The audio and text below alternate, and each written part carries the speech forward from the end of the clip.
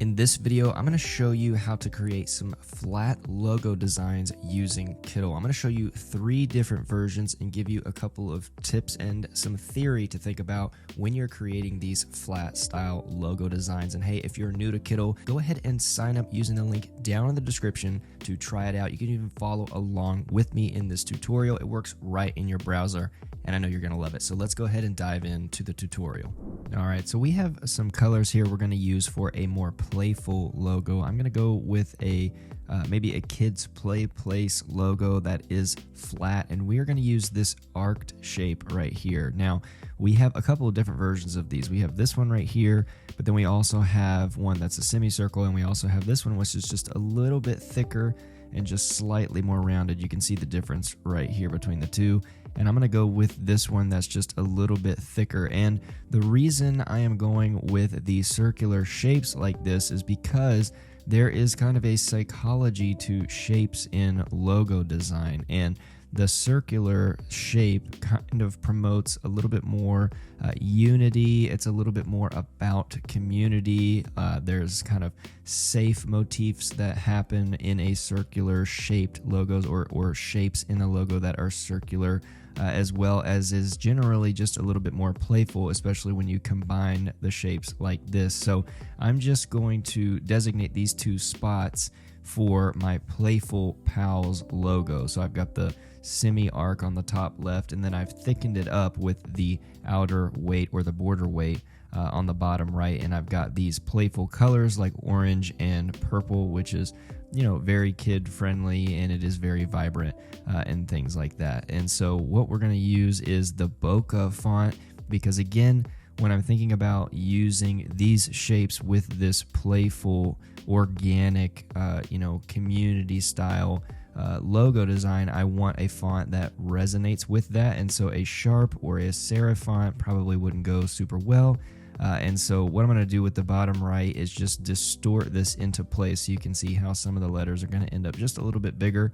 And I've created a little spot for that. And the last thing to do is just for us to go up and label this. So you can see how it's really easy to get flat style logos like this in Kittl. Now, we're going to make another one with a little bit of a different color palette. Again, we're using a lot of really reduced color palettes here, but we're going to go for a flat bakery logo, and not a bakery that's necessarily for bread, but more of the pastry and maybe snack vibes. So I'm gonna go with this pretzel. I've seen a lot of bakery logos that use this kind of pretzel twist in them. It's pretty popular to do, or maybe you may see like a croissant or something like that, but we're gonna go with a pretzel.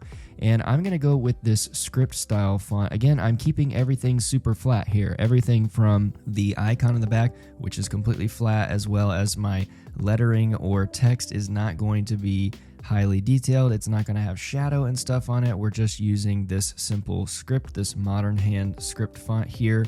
And then we're going to put bake and shop down below. So now we have got bake shop, so we know what it is. And I'm going to use this Albura font, which is also just a little bit playful, just a little bit vintage, but it is still flat. There's no high detail on it, and it goes well with a bakery like this to be just a little bit more towards the vintage style, but still be flat.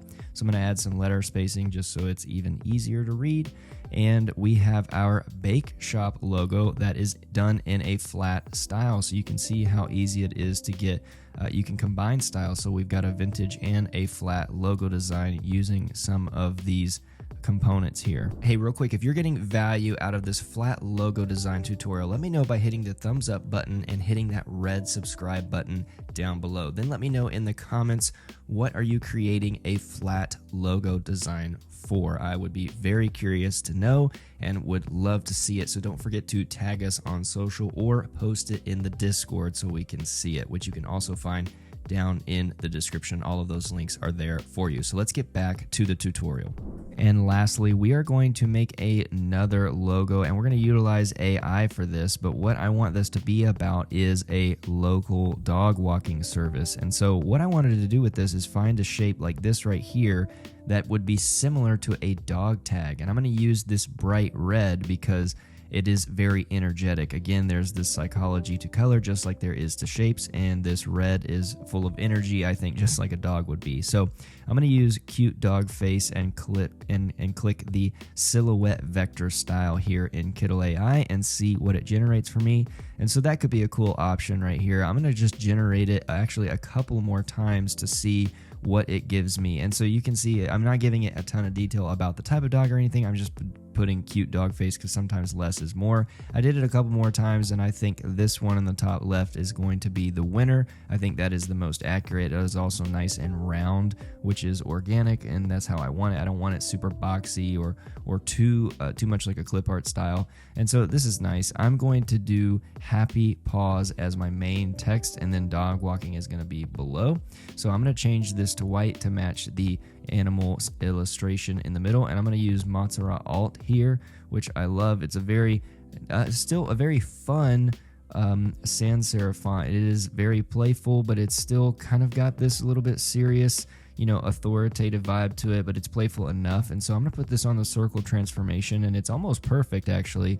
It's almost already perfect with the circle because the tag is already been built based off of a circle shape. So once I feel like this is in a good place, I'm going to add a little bit of letter spacing just so that it comes down a little bit on the left and right of the dog, so it kind of houses it or fills that circle.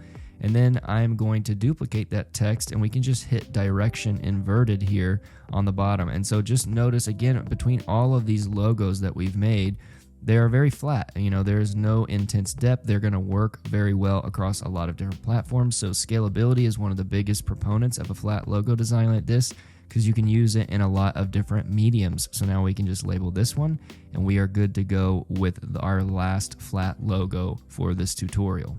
Now, if you want to see other tutorials using Kittl, I have these videos here on my right that I know you're going to enjoy. Don't forget to subscribe to the channel so you don't miss any upcoming videos and features and things like that. Thank you so much for watching, and I will see you in the next video.